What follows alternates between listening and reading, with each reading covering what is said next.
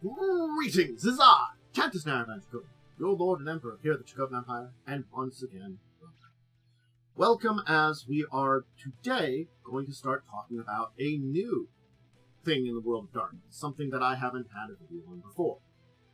So if you're joining me, of course, live on Twitch, hey, thank you for joining me here on Twitch. I'm always glad that you show up live. If you're joining me later on YouTube, also, thank you for all the support.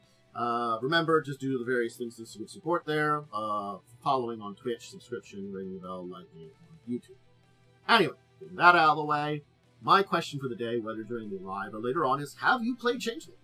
I'm going to confess, of all the World of Darkness games, this is the one I have played, well, not at all. I've played through Vampire, Mage, Werewolf. I worked a little bit on playing through Wraith, never actually did though, we were preparing to. I've played through a little bit of Hunter, mostly the video games have had experience in real life. And this one though, no. There are a few other usual ones I haven't done either. This one definitely is one that I can point out and say, no, I've never played Changeling. So I can hope that we explore it together a little bit here too. And I've done some research for you and read up on some things, and I'm going to try to keep today simple. But there's a lot of information, and that's what I'm going to confess first. I'm using a combination of two sources here. First off is the White Wolf Wikipedia for the basic Changeling entry, and of course the major one, the real major one out of the two sources I'm using. I'm going to be using that mostly kind of as an outline, and I like the way they present Changeling history a little bit better, honestly, when I was reading through it. But then the big source is, of course, Changeling The Dreaming, 20th anniversary. This is the one I can recommend of the Changeling books. Granted, you could use the older one, just as fine.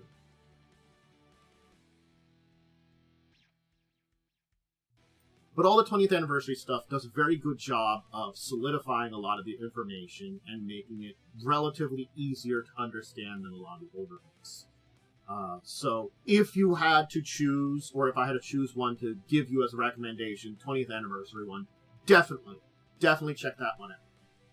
So, where do we start with all this? Well, the most important place to start, of course, is a lexicon of terms.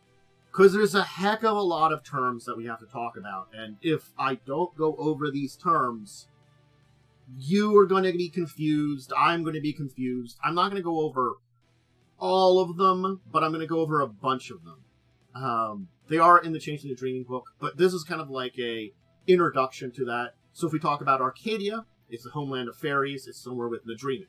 Talk about that in a second. Arts are the main methods of shaping glamour. Basically, it's part of Fey magic. So if we talk about arts, we talk about Fey magic. Autumn is the modern age, and of course the autumn world is the mundane world people experience. You know, so yeah. And of course autumn people of the autumn world. So see, when we talk about autumn, we're talking about modern world, modern people, modern things.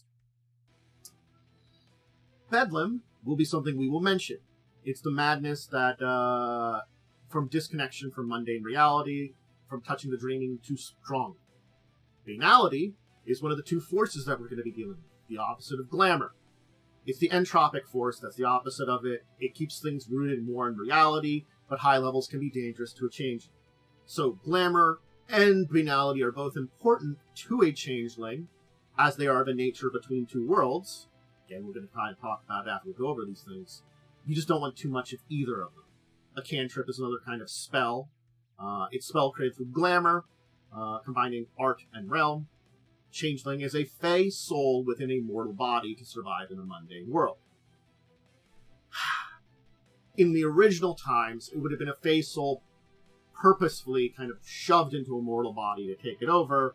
Very much so the, I kind of described it as the original changeling in the Changeling The Dreaming were, taking over human children and then being in the mortal world. It's kind of like I talked about the two different changelings in the World of Darkness and Chronicles of Darkness. This is where that comes in. Nowadays, it's like when a fey soul would die, basically reincarnates into a mortal body.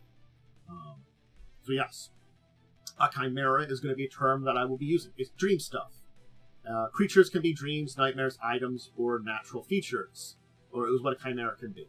So it's basically material of dreams made manifest in various ways. Chrysalis is when a soul awakens, transforming a mortal into a changeling. There will be commoners and nobles. We have to talk about those because the ranking within the Fey world is important. The courts, the Unseelie, the Kithkane, and the Seelie courts are the governing bodies. The Dreaming.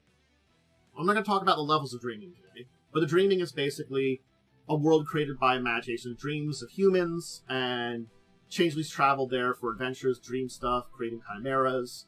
You know, the ancestral home. As I said, Arcadia is deep within the Dreaming. So, yeah. Epiphany is one of the methods of absorbing glamour available to the Kithkane. A major event was the Avances, which occurred around September 11th, 2001, which is basically the apocalypse for the Changeling. You know, remember, it's all around 2001 that the apocalyptic stuff happened in all the World of Darkness. The World of Darkness kind of ended there, the original run. When we come back in the 20th anniversary, they're like, yeah, some crap went down, things went crazy, we survived. In this case, we'll talk about it during my history section of this, because I'm trying to talk about, kind of summarize Changeling history as best I can. There's a lot. There's a lot of it, and I'm going to try to summarize it. But basically, it's a major event. It's going to be mentioned. A Fey name is your true appearance. It's how you look to other Fey creatures. Mundane mortals do not perceive it. If you're a Fledge, you're just out of your Chrysalis. You're a new Changeling. A Freehold, which I will mention that one, is a place filled with glamour. That's a meeting spot for Changeling. A Galleon may come up. It's a non-Kithkane creature of dreaming. So there's a couple of beings that exist there. Glamour. Remember, I said that it's the opposite of banality. It's the stuff of dreams, inspiration, pure creativity. Changeling magic uses glamour and its connection to your Fey heritage. And again, you're rooted in both the Fey world and the mortal world, so you need to balance your glamour and banality. Houses are the families of the nobles. Kinane are children of changelings who possess a bit of their parents' magic. Kith are changelings. So similar to how the werewolves are members of the changing breeds, who are also the Farah. Kith is basically a race of changelings. It is comparable to tribes, clans, and the traditions of the other various World of Darkness things. So if I talk about a Kith, I'm talking about that. And a Kithkane is a member of that Kith. Long Winter will be when glamour is eradicated from the world. Mists are, you know, the clouds, the effects that cloud mortals mind when they witness the dreaming and magic, and they forget about it. Your mortal seeming is your mortal disguise. Nightmare is a chimera that feeds off of fear and pain. So yeah, pushes Fey towards Bedlam, you know, madness. Nobles are, of course, a changeling with a noble title. You know, Oath is an agreement between two changelings, usually backed by the dreaming. A prodigal is a non-fairy supernatural being, like a vampire or werewolf. Keep in mind that changelings believe that prodigals are lost children of the dreaming who have forgotten their true origins. Resurgence is another important time place, but if we hear the word resurgence, we're talking about July 20th, 1969. The landing on the moon had a resurgence and a change in the way that the glamour and the autumn world existed, basically allowing beings to return from Arcadia when they were set away for some time.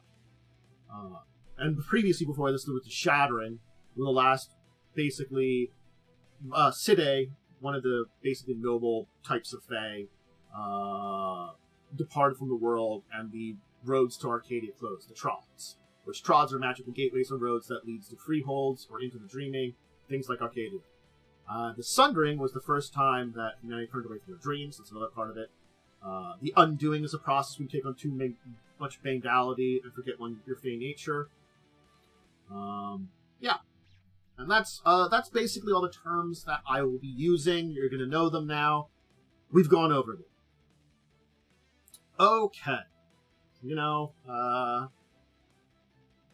let's give a little bit of history, and then we'll talk about changelings, their nature, their existence, and things like that. And we will talk a little bit about their society before we end up today. But I felt like talking about changeling history was an important part of this entire thing. So each of the kiths have their own take on the entire history. And there are those that are coming from a point of a commoner, or those that come from more bias towards the nobility, and effectively there are some similarities between it. Excuse me. But nonetheless, there are some certain things. Fae are made from the dreams of mortals. They're the children of Toi de Danann. Danann created themselves. Tuath de Danann, or Tuath, just is the first fairy in the world of darkness. So, it's rumored to have been given to humanity the ability to dream, and basically, Kith and Fae sprung forth from this character. Again, it's the mythical character at the beginning of the storyline. It matches a lot of other things. The Mythic Age was just a mythical age during this time when all the beings were created. The story changes, the past is there, cave paintings were magical, that kind of thing. It's a world of magic. This led to clay tablets, stone, and paper began, paper history, and there was also then the evil of writing began, and during this time period, banality began to form. So this is like the early times when, mortals combined with this mythological being created all of Faedom, and it was also the establishment of a lot of the world as it is. The big event came, the Sundering, which most Kithkane believed that it was the moment cold iron was forged. This exact time period and stuff, believe it, it's kind of hard to say, but nonetheless, it's the moment that someone said, "I don't believe," and that kind of changed the way things look at the world. Dreams began to die, dreams wavered. And so yeah, the various Kith have different beliefs in kind of the exact time that this occurred, but nonetheless, it was during early times of man. You can kind of assume that there was this sundering, the times when dreams weren't all dreams and stuff like that.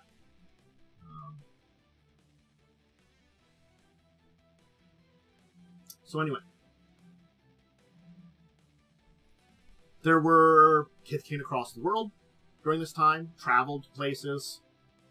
Banality was being formed, pushing away the dreaming at this point in time. Time goes on. You can look at the exact thing, but the big thing was the shattering in its beginning. So, it was this connection with the dreaming was wavering because of the sun. Cold iron was formed. Dreaming was dying in certain places. Banality was growing stronger. Fae were growing weaker. The shattering was a big part about it. Cycles of life were getting new courses. The Unseelie Court were determined to do something about to draw the dreaming back to them. They believed that plunging the world into chaos would lessen banality, make mortals more tractable. The Seelie, on the other hand, had their own ideas about things, and this did lead to the Accordance War, which was a skirmish by comparison to many of the other Fae wars to talk about. But this was a uprising of the Common Fae against the Sildae after the events of the Night of Iron Knives, which we'll talk about a little bit here. But we're not going to go into depths about the full history, just because we'd be here for quite a while. There's a lot of it.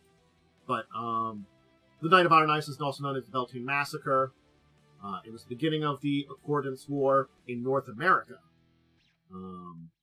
So, yes.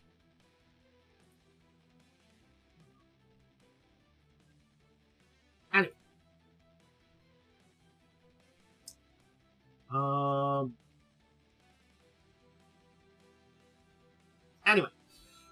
Okay, so winters grew longer and colder by the 13th century. The Black Death occurred. And of course, effectively, the dreams shattered.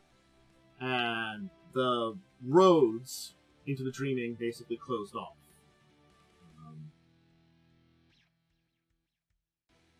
The court still made war while struggling to survive. It's basically both courts saw the shattering shake-up face society, and it basically changed the rendering old system void. The Unseelie Court,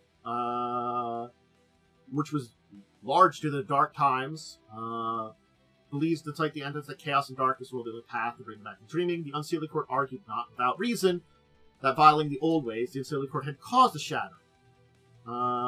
Most favor hiding from the Inquisition during this time period. So this is the time period of the Inquisition, to give you an idea. The Unseelie wreaked havoc with mortals, and caused a lot of trouble. So, yeah, a lot of stuff happened during this time. And,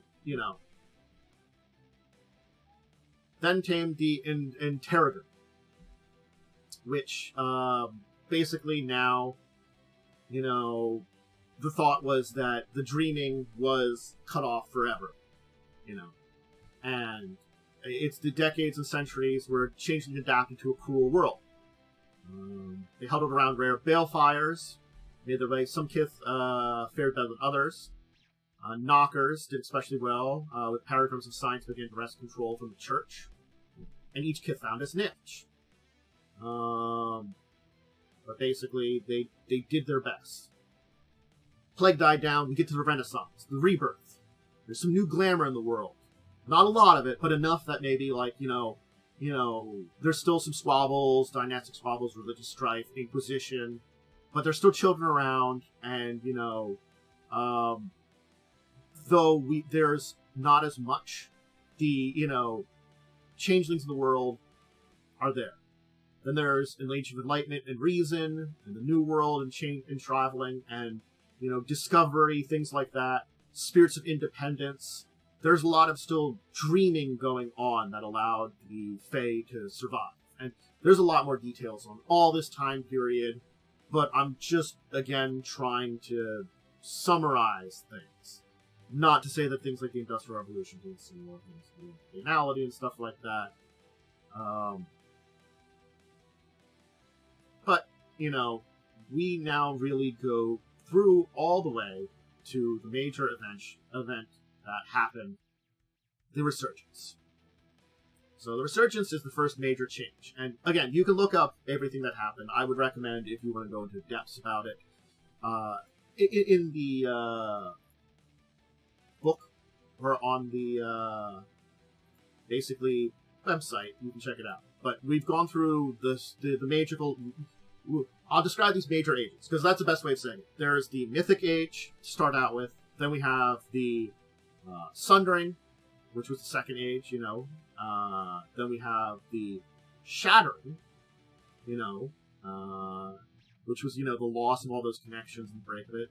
The Interrogium, which I've been talking about, which, is that time in between. And now we're at the Resurgence.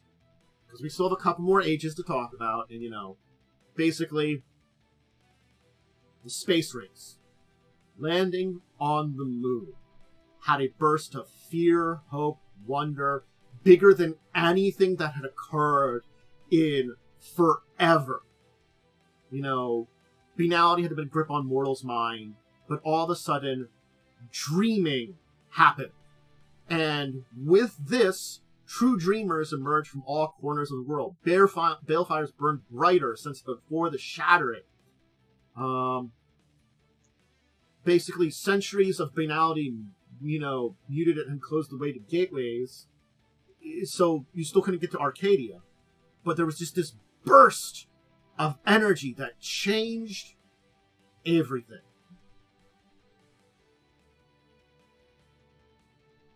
It was just one moment that changed it all.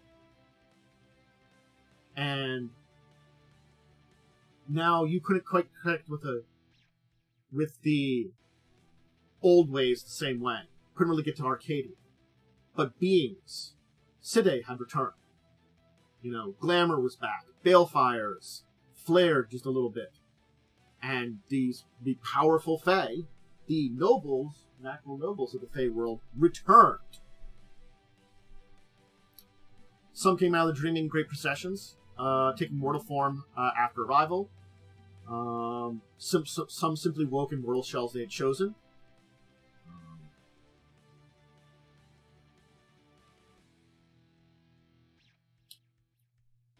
Those bodies, whether or not the mortal souls are still there, what happened to them. Remember, said they might be frolicking in Arcadia. But basically, something had returned to the world. And the Sidae were scattered around, they had to hunt for each other. It's just basically, there were those commoners that loved this, but others that did not. Certain. It was a change. The Sidae had left with the Shattered, and the Interrogat.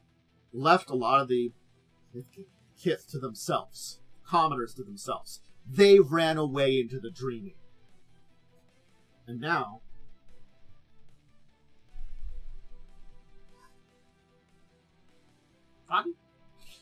they're back. And they wanted to claim over their territories and freeholds that they had centuries ago. Commoners had worked hard to have the existence of their holdings and balefires. And these beings from Arcadia gave them no credit for this. And so there was to be war. I mentioned the big war, the Accordance War. There was a massacre, battles. Kithkin went to war. There was a lot of battles. A lot of things happened. But effectively, if you want to look up the Accordance War, I'd recommend diving deep into it. I might do a video on some things like this and histories of this. But there were allies during this time period too. So it can't be said there weren't. And it was, there's a massive list of battles you can look up and figure out information on about things. But effectively, an individual, that's a very important one, the David Ardy, Sealy Sidae Wilder of House Grindon and High King of the Kithkane of Concordia, an important member in all this, basically wanted a meeting with the commoner forces, because this was a war between the high and the low. So, yeah.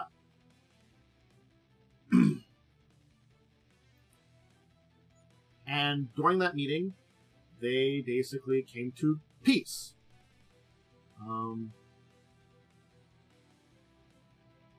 It would be an antiquated feudal structure the nobles preferred. But commoners would be allowed in the ranks now and then. And the commoners would have the same thing through a Parliament of Dreams that the king wanted to put together. It was not much of a democracy. Rulers write the rules. It was a pretty tough war. It was concessions. It was something. But, Fae wouldn't fight Fae anymore. Most of the Kith threw their support behind this kind of change, where some of the lower end could be put up in the top end, and of course, there is this kind of parliament. But nonetheless, it was the aftermath of the war.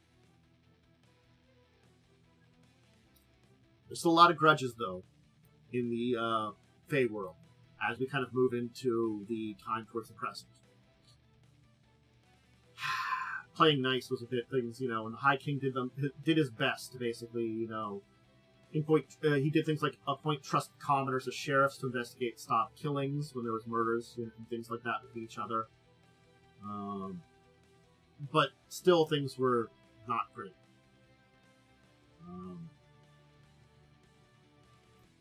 We had the 70s, 80s presence getting into that. So yeah. It basically took a decade for things to calm down post the Accordance War.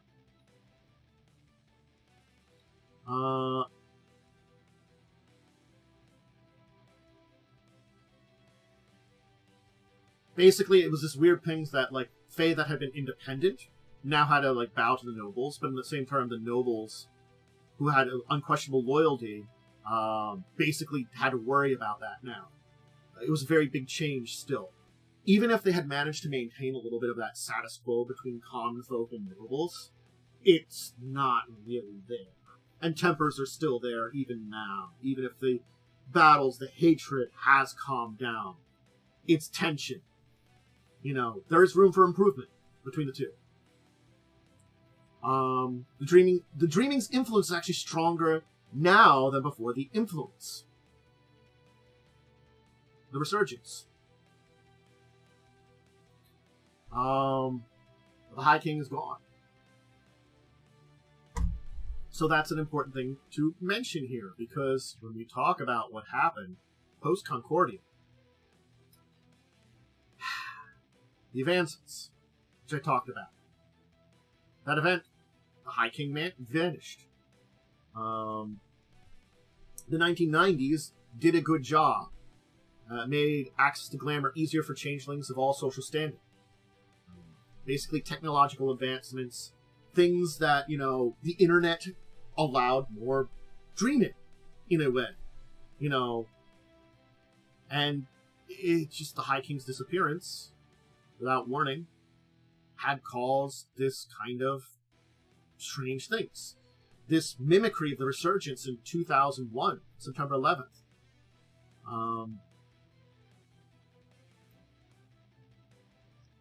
The dreaming echoed with nightmare magic. Thalion, Darkkin, and their minions entered the Autumn World, prepare for the return of their masters.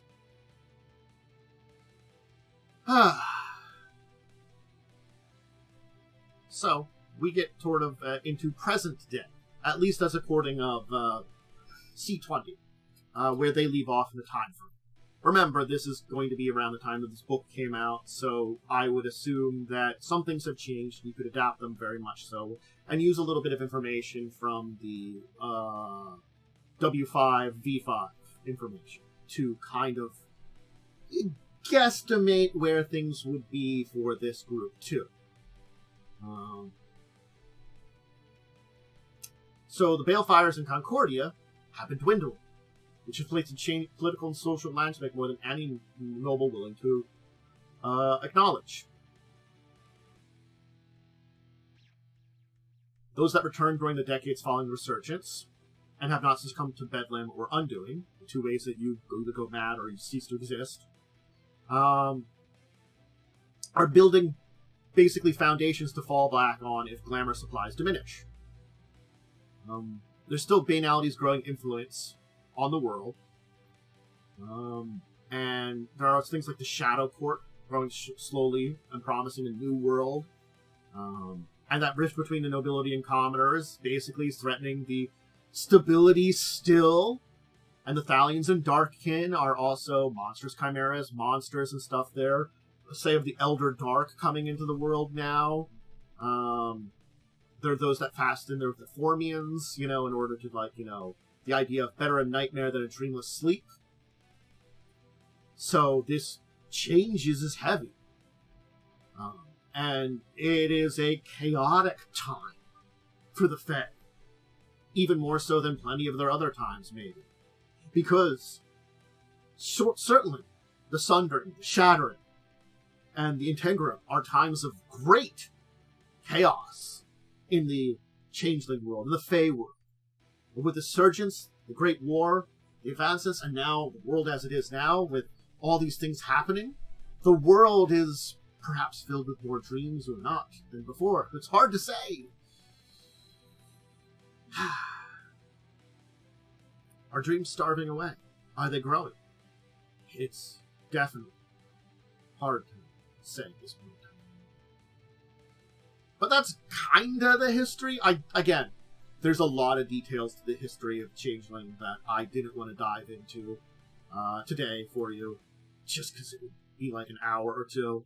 But if you're really interested in it, let me know, and maybe I'll explore some of the different ages and videos or something like that, and dive deep into what was happening during these time periods, if you're interested in Changeling history as a whole.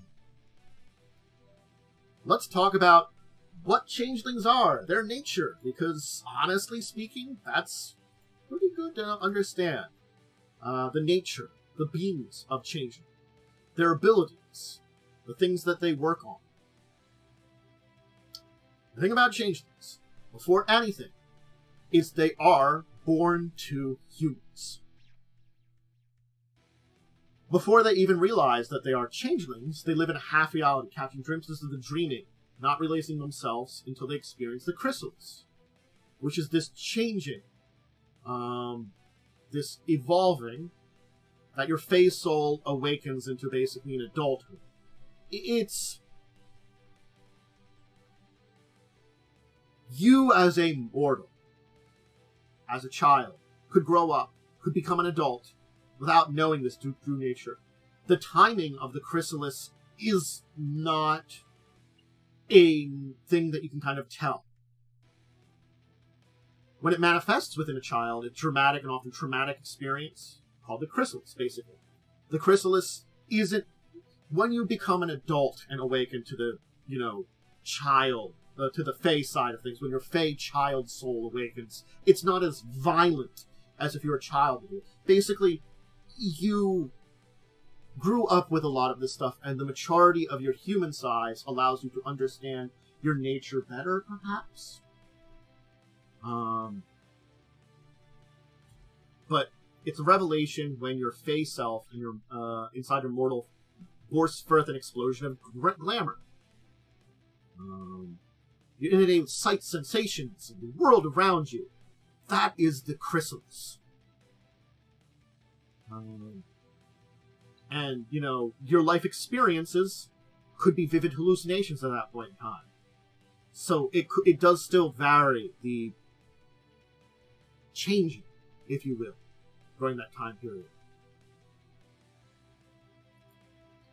That is the birth of a changeling.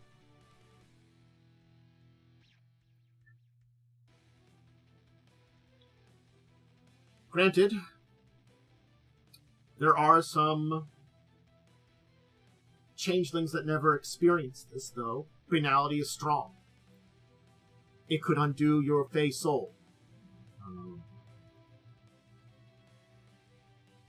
Of course, there are things like the Sidae that returned during those sutures that forced themselves on humans, casting out their soul, overtaking their lives. That's a pleasant thing.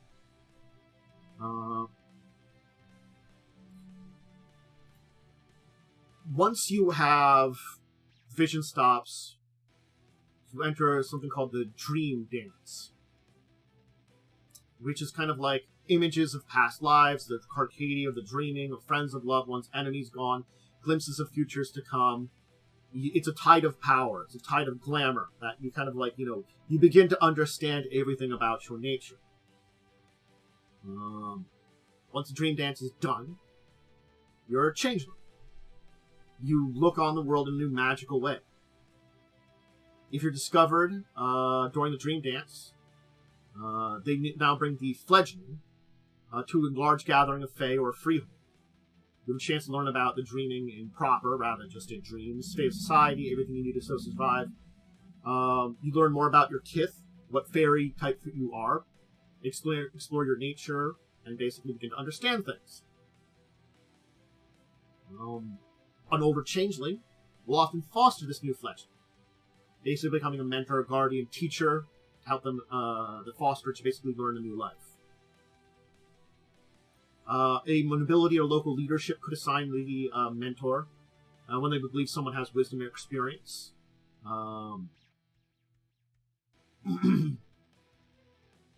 If, again, the fledgling is brought to whoever's in charge during this time. A group of commoners known as a motley find the new Fey. They might keep the changeling and handling the fostering themselves, picking a mentor from their ranks, just depending on the situation. So there's different versions of it entirely.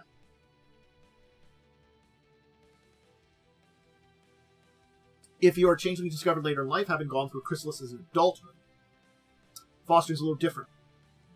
You become less of a ward, more of a guess. Your mortal life experience taken into account during your education. Either a mentor or several friendly teachers during this period are key to kind of like bring the new adult changeling, because it is a radical shift in your adult mortal life to the Fey life. You know, it can be jarring still. It's not as magical as if you were a child becoming a changeling. But if you're an adult and you awaken, then all of a sudden it's sort of like, it's still a change. It's really different, and it's jarring because you had, as a child, you hadn't brought about a lot of your life and the way you do things. And so it's sort of like now you just have to figure it out a little bit. And there are people that will be there to help you. You know, you are a guest now. You're not like a ward of us, but you're a guest, and we're going to help you learn what it means to be you. And balance it with maybe whatever existence you had before to a degree. And you learn during this time period, you know, Kithkin society, and you learn more about yourself. If you're a Seelie mentor, might find themselves teaching an unseelie. That can happen, or the latter. You know, you never know where you're going to connect up with.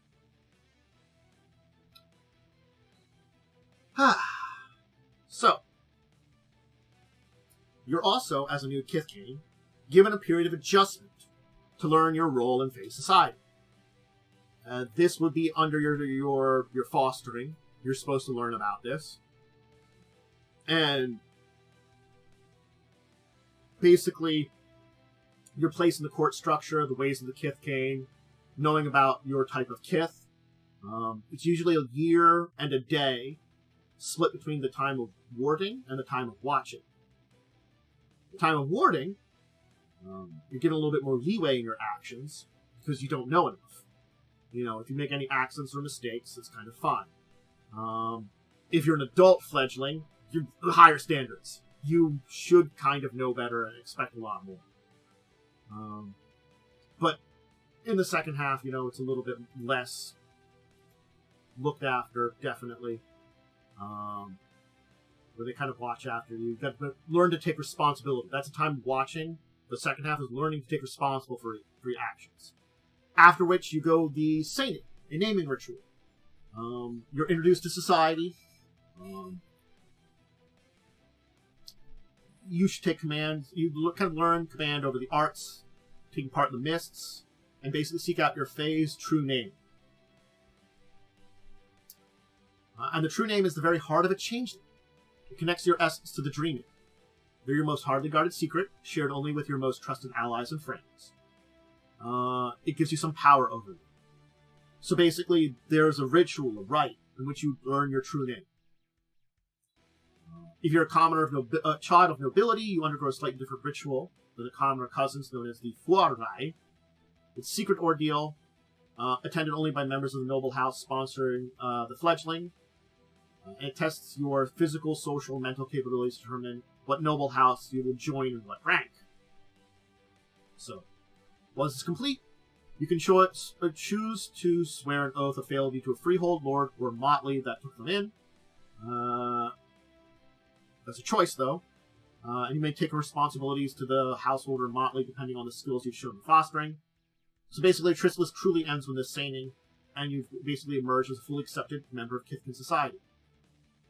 Ready to embrace your life as both a child of mortal world and the dreaming. Because that's the important thing. You're a child of both worlds, and that's important for a changeling. That's why you balance banality and glamour, because you're a child of both worlds. And yes, that adult actually shows it a lot more. And those are the two forces that are balanced. Banality is, of course, a threat to changelings in a way. It's a force of disbelief, stagnation, confining reason. It is a grinding, oppressive force of the autumn world. It explains the way they're fantastic, categorizes, contains, renders mundane. It's not really sentient, but it's there. And the world of darkness is infused with banality. There's a lot of it there.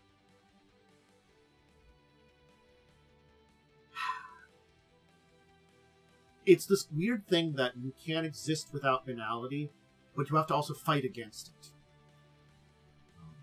And glamour is hope. It is light in the burning night. It's creativity. It's the passion of an artist. It's the doldrums of doing away the doldrums to dream. It's the basic building block of what Fey reality is. Every chimeric creature is part of that. Is part of the glamour, the dreaming. It's raw energy in its most rawest state. You can't really see it. Mortals can't sense it at all. And it can't even be seen in a physical form in its raw state, even by the Fae. You know, glamour doesn't have a physical mortal world counterpart, so they can't sense it at all. But changelings can sense the presence of glamour. They have a little bit of fairy sight called keening, which allows you to see through the mortal seeming to the Fey mind underneath, and perceive things that are fused with glamour. To see a little bit of that glamour, a little bit of that magic.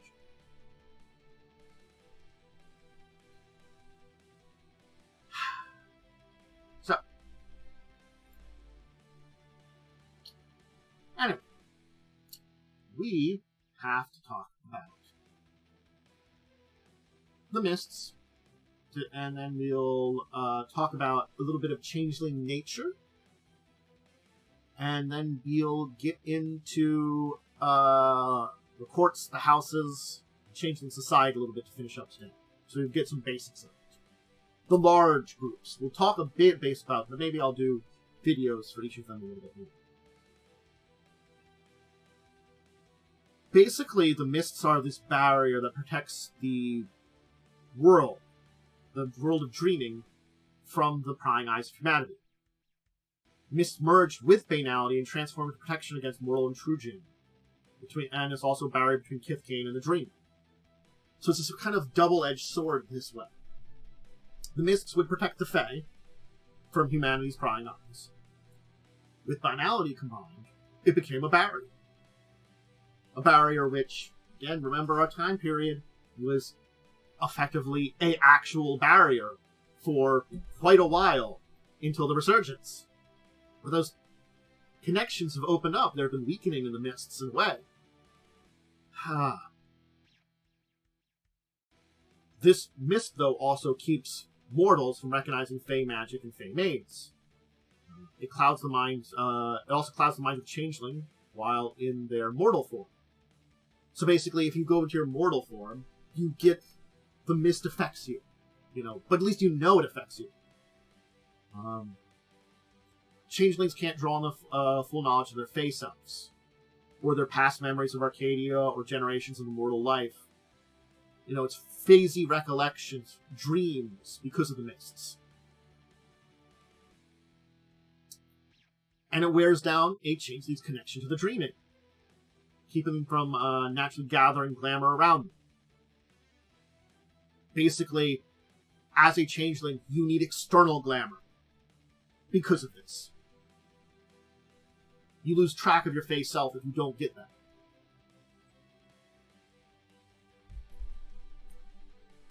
Right. Changelings technically age. Well, this is an important thing to talk about, because changeling, you are not technically immortal. Fey are technically immortal, but as a changeling, as a being of both worlds, you're not immortal. Fey, immortal, not affected by time.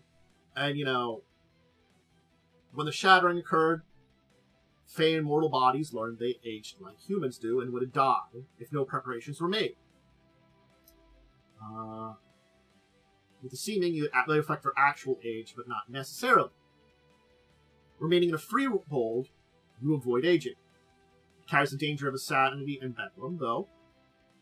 Older changelings play a dangerous game how long they can stay inside a freehold and how long they can survive exposed to a banal world. Changelings can outlive mortals by centuries because of this. And so changelings will have to abandon their mortal lives at some point in time. There is an entire thing when we talk about death of a changeling. We're not necessarily going to talk about that today. There are some saves of those that have regained their true mortality, but, you know,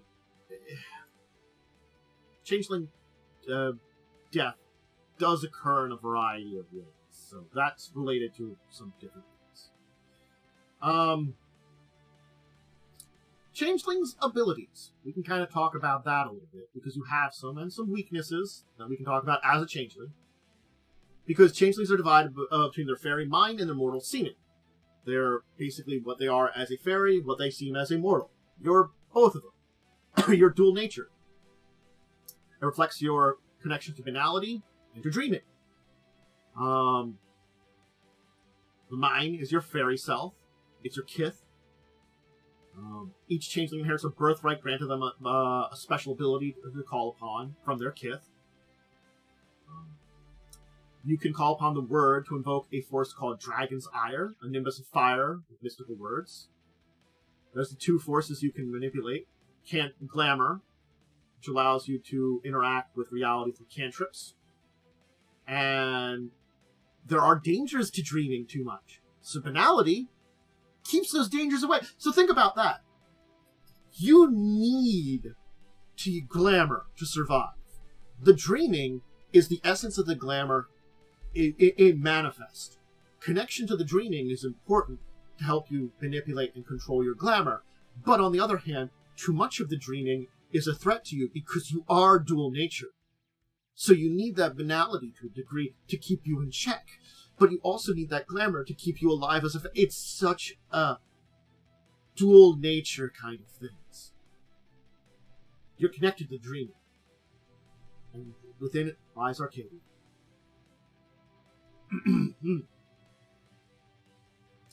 It's said that Western changelings are one of the few beings that have regular access to the dreaming, while most other Fae access other regions of the Umbra instead. Because it is the Umbra. So we're talking about connections to the werewolves. But it's the deep Umbra is where you get to the dreaming automatically. Remember, werewolves don't tend to go to the deep Umbra very often, if they can at all. Cold iron sucks for you. It causes horrible wounds that rob you of glamour and threaten your existence with a final death. You reincarnate. That's part of the entire death cycle of changelings. Maybe we should probably talk about that a little bit here. Because final death is a thing to worry about. Because there's banal death, Fae death, chimerical death, and final death. You heal at amazing speed as a changeling, but your dual nature makes you fragile. You're neither human nor Fae. A true death for either part is a death of the whole. A Fae mind can be killed by chimerical damage and still be reborn. So that's important to say.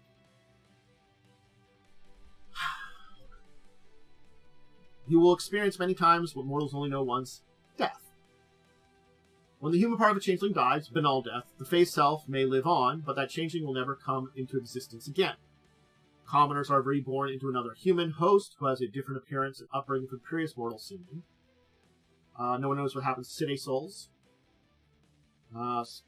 City comfort themselves are taken to Arcadia, but no one knows for sure. So, yeah. The banal death is the death of your human self. And will lead to reincarnation. A chimerical death, when you suffer more chimerical damage, your Fae side dies, you believe you're mortal and only mortal. You could be restored through glamour, the only amount of time has passed. But it earns you some banality. When you have enough chimerical damage and you have health levels, basically, that occurs. You pass out and just basically go. But Fae death occurs when you're killed by cold iron. Death blow from a cold iron weapon. This is your Fae soul can never be reborn in a mortal host. And you die physically, too. You're lost in dreaming for all time. So that's what Cold Iron does. It's a threat to you. Keep that in mind. And remember, there's twin forces with you. If you have too much banality, you become undone, as condemning your Fey soul to a true death. On the other hand, if you have too much glamour, you get Bedlam. Which you dislocates from mundane reality to live in chimerical fantasy lands. Which you could be drawn into nightmare glamour during this time. But it's a madness.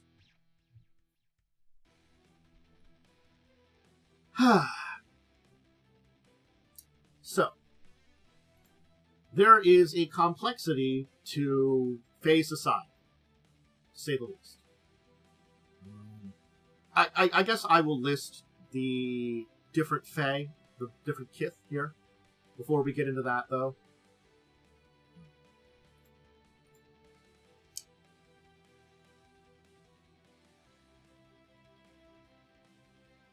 I should switch that.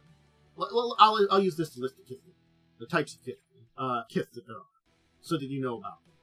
There are 12/13 because one of them is split up. We'll talk about that in a second. There's the Bogons,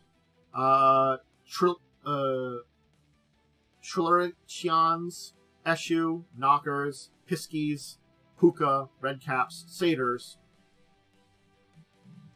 Selkies, Slog, Trolls, and then of course the Sildae, which are the nobles, which would be the Arcadian Sildae and the Autumn Sildae.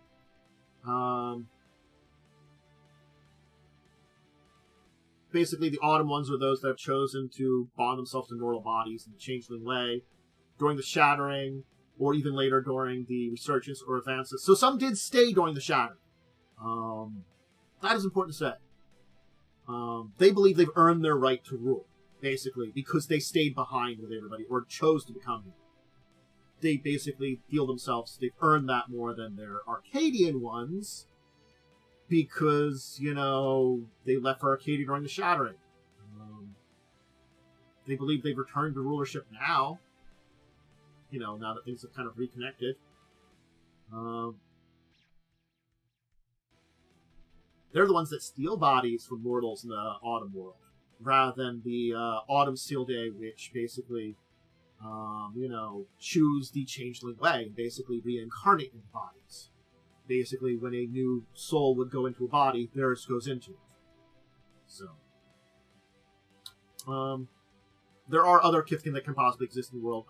Kith that exist in the world. They're rare, local to some regions or parts of the world, but these are the 13 majority, and the court system connects to them. So yeah.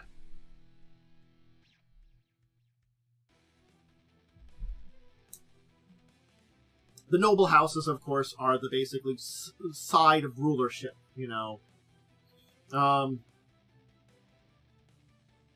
Yeah. And, we've got recent revivals of the Arcadian rulership. There are 13 houses, 8 noble houses. Basically, one house stayed behind in the mortal world. Maybe I'll do videos on the houses, too. So that might be an interesting thing. But, they are the ruling faction to a degree. Basically, the Accordance War, as I mentioned earlier, and the Treaty of Concord, basically changed the way and made the politics back to something similar to its old.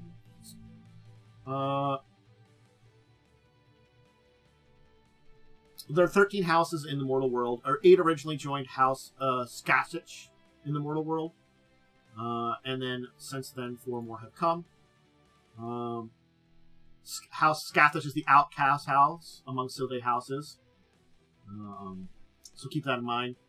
They are the ones that mostly chose to remain in the mortal world after the Shattering and maintain close to commoners. So they have an outsider status. They're uneasy leaders in the Autumn Fae. And retain very solitary. So yeah. Some places of glamour. Of course, the Glades, Freeholds. Glades being natural curling rel springs of Glamour. And then Freeholds are basically gathering places that used to have more Glamour, but still maintain enough of it to be safe. You know.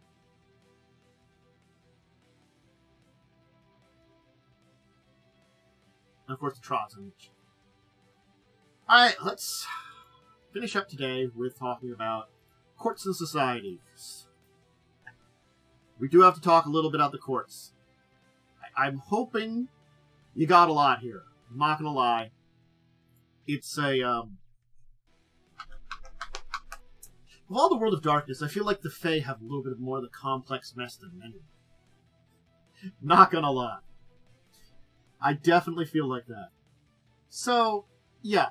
There are 3 main courts to talk about, technically. They've been around for a long time. The 2 at least have been. They've had their battles between them. They battled it out during the Shattering. Got to a truce. But yes. Before the Changeling Way and Fae, it was Legacy that told who's members of the court. Because of the influence of humanity, the Changeling adopted a different code of a court opposed to the Legacy. Basically, the Steely and Unsteely each have their own codes which establish service to the basically legacies. The codes of conduct for members. You can attempt a code of conduct for the opposing court, but it will feel basically struggling against your core. You're usually going to be connected with one court or the other. So, yes. If you're sworn to a noble house, though, you could have, different connections with that entire thing. Basically, if you're sworn to a noble house that has part of a line to a court opposite of your legacy, you're going to kind of deal with that kind of thing, rather than being a person originally from a court that decides to go to the other one. That doesn't happen as much. It's your, switching courts is not something likely, though, too, You're switching your legacy. You're changing part of your identity. And it could be caused by a great transformation in your life. Major trauma, your worldview shattering. So, you're changing yourself to a little bit with a new revelation. It can occur that draws you to a different direction. Choosing to work with that and following their code is one thing. Actually changing to it is another thing entirely. So, the Sealy Court represents summer, growth, spring, new life, order. It seals itself as the protector of Kithkane society and guardian of Glamour. It values community. So community is the important bedrock of it. They have a need for harmony, the rule of law. And they feel like they would crumble under anarchy. They want to build a grand edifice to raise Kithkane and the Dreaming back to their former glory. A Sealy Changeling would be fine with history never knowing their name, as long as they contribute to something grander than themselves. So, yeah. Their code is, I'll just go through the basics of it. Death before dishonor, love conquers all, beauty is life, never forget a debt. Now, the Unsealy Court is the embodiment of winter, and the bountiful harvest of autumn. It's night, culmination, chaos. It sees itself as liberator of individuals and the enemy of eternal enemy of banality. So this is an interesting thing because it represents winter and autumn, but it still sees itself as the enemy of banality. They value independence the most. It's the core of their philosophy. It's a desire for freedom and need to be true to oneself. Identity doesn't originate from obligations or your society, what society dictates. Self comes from within. Identity is freedom. So their code is, change is good, glamour is free, honor is a lie, and passion before duty. Now, the Shadow Court isn't a true court, but it's there, and we should talk about it, because it was founded during the Interregnum, basically by disgruntled members of the Unseelie Court to mock the Seelie Court's refusal to cede rulership during the autumn and winter months. They basically are kind of like an offshoot of the Unseelie, using Samhain as a time to, rejoice together. Commoners and landless nobles banded together under the banner of the Shadow Court to make their voices heard. So there's some connections there between commoners and landless nobles. So yeah. But yeah, the last big thing to talk about is, of course, that yes, there are commoners and nobles, and we need to keep an eye on the difference between them. The commoners and noble setup is another important one within Changeling society, and yeah, I think that kind of goes through most of it. We talked about the courts, and there were 4 courts in the Mythic Age. That's also to note, but I didn't talk a lot about the Mythic Age. So yeah.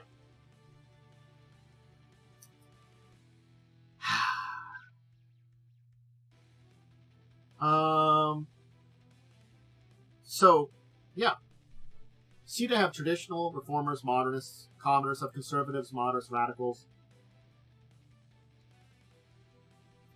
A lot of commoners, Kith, have enjoyed their own social groups and identities apart from the Sithe. They celebrate holidays geared towards commoners' interests. They basically lived for centuries without their things. And, though the nobles kind of won the war, they really, didn't. The High King basically managed to negotiate a tentative peace, then, yeah, it's something could flare it up again, honestly. You never know. But there you go! There's an intro to Changelings. I hope that's good. Again, Changeling is one of those ones I understand the least out of all of them, because there is a lot of complexity to it. And I wanted to give enough information to you for you to understand the basics of it, because it's a complex thing. There is dual nature in so much of what is Changelings, coming down from their mortal Fey dual nature, then to the Glamour banality dual nature, to the commoner noble dual nature, sealedy unsealedy dual nature, the autumn world and dreaming dual connections. Everything is dual natured on so many different levels, and those natures and connections to those things drive them. A lot of this information will become more clear when I talk about, I think, Changeling character creation. So that's going to be my next follow-up video for Changeling. And I think that will definitely combine together when you understand how you build your Changeling as a character and how you choose between some of these dual sides, but are also still connected to these other dual sides. It begins to understand it more, where you fit in. And yeah, I will do some guides on the Kith, and again, maybe if you want to see those history videos, we'll do them. But I do really think the Changeling are a really interesting and cool aspect to the world of darkness, because in amongst all the actual darkness that there is, they are beings that seek a light. Maybe perhaps they mimic, in a way, mages. Mages seek to bring a little bit of what is beyond reality to reality, to dream of something greater, to imagine something, to seek into what magic can bring. And in a way, this is very similar to what Changelings do. In amongst the banal, simple world of mortality, they seek to bring beauty, dreaming, inspiration, something a bit different. So maybe that's why those two fit a little bit differently in comparison to something like Werewolf or Vampire, Wraith, or even some of those other ones that have a lot more of those darker tones. It's not that the world of darkness isn't dark. It's a place without dreams a lot of times. It's a place of banality, of the absence of this existence. But yet, it is also a place where people can dream, can find that inspiration. And certainly see that in Mage. But you really see that here in the Fed, in Changeling, where they just find this little aspect of what's great, because they want to bring the world back, honestly, to something better. You're never really going to get rid of banality. I think that's the thing about it. There is always this lack of, like, dreaming of existence. But they want to make it a better place, so they maybe reinvigorate those connections and stuff like that. And they saw a hint of it with the Moonland, of what could be on a world that changelings certainly see more balanced. As a dual-natured creature, balance is something perhaps that's important. It's interesting. Yeah. I hope you enjoyed learning some of the basics of changelings, some of the terms, history, what it means to be changeling, their society. Their society is complex. You think vampire, werewolf society is complex? Heck no! Definitely not. Changeling society has so many different levels to it. Werewolves just have some tribes. Vampires have like 2 or 3 groups, and they're just basically mostly their clans to themselves, and just basically get along with those groups. Changeling have their kith, their beings, their court, their noble houses. Woo! It's a lot. It's a lot more. And I think that's why it's a little bit of a one that I've waited to kind of tackle a little bit too. But I hope I explained it enough as my brain kind of tries to comprehend it all. That's the if there's a little bit of problem here, this me trying to like make sure I understand it too. Because I'm trying my best here to express it and understand it. Yeah, I kind of only went over some basics of Changeling history, but it's deep. There's a lot of it. You know, I usually talk about like history of various groups, but only in their small set. This is the history of everything, and it's a complex because Fae, Kith, are so interconnected, the history affects them all. The history of one group is the history of another group. That's not the same for werewolf tribes, for the traditions of mages, for vampires, clans. Here, that history is one big one. It makes them so much more connected on a fundamental level. Again, not more interesting. But anyway, I can dive on more deeper into this, but I'm going to say that's it for today. Remember, hey, Twitch, YouTube, I'm on both of them. Check those out.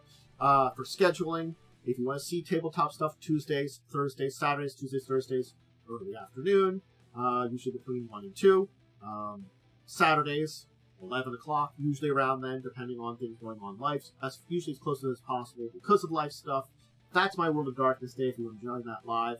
I have a live play of Pathfinder 1st Edition that's going on right now, currently on Wednesdays, as of recording of this, and of course discussing tabletop Saturdays, 6 p.m. Check it out. All these things are great. They're my tabletop stuff. They're up on Twitch, up on YouTube. Remember those supports. I also have some social media, Discord and Twitter. Check those out. Cat pictures, random stuff going on in life, all those things. Alright, I've given my shout-outs. I hope you remember to come join me again. We will visit Changeling again. Next time we'll go over character creation, and then we'll figure out what topics we want to hit into. The different types of Kith, courts, history, the noble houses. There's a lot of interesting topics to discuss the deep lore of and stuff like that around Changeling. Maybe we'll visit it. I don't know. I haven't really decided what all I want to talk about when it comes to Changeling. So, but until that time, which we'll discuss in the future, I bid all of you out there a deep and wonderful farewell.